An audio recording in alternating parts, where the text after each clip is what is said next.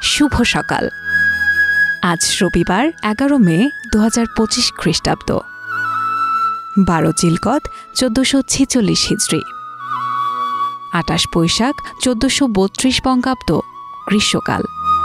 গ্রীষ্মের কাঠফাটা রোদ আর দক্ষিণা হাওয়ায় টালমাটাল প্রকৃতি আয়োজন করে সবুজের মাঝে পাহাড়ি রঙে রাঙানো পুষ্পমেলার। এ যেন প্রকৃতির বুকে এঁকে যাওয়া এক নিখুঁত ভারসাম্য।